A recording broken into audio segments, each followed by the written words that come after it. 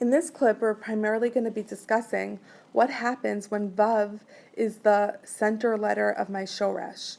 If I have a shoresh with Vav in the middle, it's called a hollow verb. And you can see why it's hollow, because you have a vowel in its center with consonants on the outside. And like something tangible that's hollow, Ayin Vav Shoreshim sometimes, not always, sometimes lose this Vav. And they definitely lose that Vav in Hithiel. So here you see how it's conjugated for Hithiel infinitives. So you have your Kelev prefix. I'm going to choose my Lamed. And then I have my Hey. I don't have a Patach, right? I would expect a Patach. We've seen this before. We've seen it with commands, and we've seen this with future tense, and we're going to there's a kamatz instead for ayin vav shoreshim for Hithiel.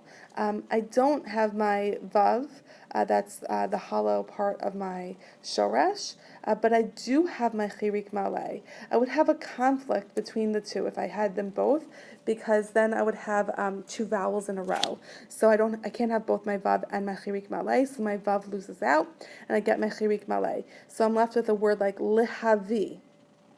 Okay, lehavi means to bring. So let's see this in action in the psukim. Okay, number 23, vayagidu, shoresh is nun gimel dalid, because you see your dagesh in the gimel. So they told la to her, they told over to her, vatishlach Esther bigadim. So Esther, what's vatishlach? Esther sent bigadim, clothing, lihalbish, et, right? Best buds, right? Al halbish et Mordechai, to cause Mordechai to be dressed or to dress Mordechai. Ulahasir sakome alav. Lahasir is going to be one of your vocab words. Lahasir, what's my shorsh of lahasir? In Hithiel, sur, lahasir, means to remove. In Kal, what did sur mean? Sur meant to veer, to turn aside. Okay, so it's to remove in Hithiel. They told it over to her, and Esther sent clothing to cause Mordechai to get dressed, to dress Mordechai, ula hasir, and to remove sako, his sackcloth, me alav, from on him. Okay, let's look at number 24. Vayikeh. What's vayikeh? When Vayikeh Kro Melech Yisrael, when Melech Yisrael read Et HaSefer, the book, Vayikra begadav, Vayikra with an ayin is to tear. He tore his clothes, Vayomer, and he said, Ha Elokim. This type of hey is a hey she'ela. The nikudo couldn't be like the classic hey she'ela because of the chataf segel under the aleph. But he's asking question, Vayomer, Ha Elokim ani, am I Hashem, am I God? Lehamit ulehachayot. Let's take one word at a time. Lehamit. So let's play our game. Lehamit. Do you know the shoresh meat? No, you do not. So it must mean that the shoresh is mot, and the chirik malay is the chirik malay of Hithiel. So it means to cause to die, or to kill. The ulehachayot. What's my shoresh of lehachayot?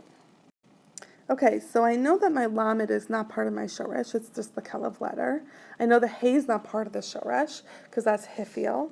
So I have a chet, a yud, and I have a hey ot connection here. Chaya. So it's he's asking my God that I kill and that I give life. I cause to live. I cause to die and I cause to live, right? That's what he's asking, because the hey makes a causative of lehachayot. Okay, look at number 25. Bnei Yisrael say, "V'lama havetem." What's lama havetem? So batem is you came. Havetem is the Hithiel form. Why'd you bring? Right? It's past tense. Why'd you bring? Et, right, best buds with Hithiel, at Kahal Hashem. Why'd you bring the Kahal Hashem, the congregation of Hashem, El Hamidbar Hazeh, to this desert, Lamut Sham, to die there? V'lama ha'eli tu nu, and why did you bring us up, Mitzrayim, from Egypt, Lihavi et, right, Lihavi otanu, to bring us, right? Notice my conjugation of lihavi is the same as lihamit, as I saw in number 24, and I missed it in number 23, lahasir, right? It's the same conjugation, lahasir, lahamit, lahavi, right? So why did you bring us up from Egypt? To bring us, otanu, lahavi otanu, el hamakom hara hazeh, to this bad place. Look at 26. Vayomer Elav, he said to him. Who said to whom? So I didn't clarify so clearly. The Eved said to Abraham, the servant said to Abraham, Hehashev. This first hey of Hehashev is a Hehashe'ila. It's just the nikudot are a little bit different than I'd expect, just because the second letter of the word, this is a hey, and that's a guttural, so it messed it up a little bit. But what's hashev, ashiv? Hashev, ashiv is a repeat word. And I have to play my game for ashiv and say, do I know the shoresh shiv? And the answer is no. So I know it's the chirik malay of hithiel, and I know that the shoresh is shuv. So the question is, shall or will I cause to return? You could say, shall I return something? Shall I return etz, best buds, right? Etz bincha. Shall I return your son? Al ha'aretz asher yatzata misham, from the land that you exited from there. Okay, let's look at number 27. Vayishma Reuven. So Reuven heard. Vayatzi lehu. So vayatzi lehu, okay, is just a future tense vav hayipa chifiel, yud pata chirik malay, and he saved him from their hand. So Reuven heard, and he saved him. He saved Yosef from their hand. Lema'an hatzil oto miyadam. So lema'an hatzil is a form of an infinitive, right? Remember, infinitives don't just have kelev prefixes, but that's a little bit sophisticated. But what's lema'an hatzil? In order, what's lehatzil? In order to save oto, in order to save him, miyadam, from their hands. Lahashivo, lahashiv, to return him, to cause him to return, to bring him back, El Aviv, to their father. Okay, so lahashivo. Let's look at 28. We're going to skip the parentheses and go straight to the liha'ir. So liha'ir, if you look, it's the same exact structure, liha'ir, as lihavi in 25, lahamit in 24, lahasir in 23. Liha'ir. So what could my shoresh be of liha'ir? Ir is not a shoresh. So I know that the chirik malay is not part of the shoresh. It's telling me it's hifiel, it's causative, right? The hey at the beginning, the chirik malay. So just like the, right, in 25, the shoresh was bo. And in 24, the shoresh was mot. And in, the shoresh in 23 was sur. So what's my shoresh of laha'ir? It's actually or.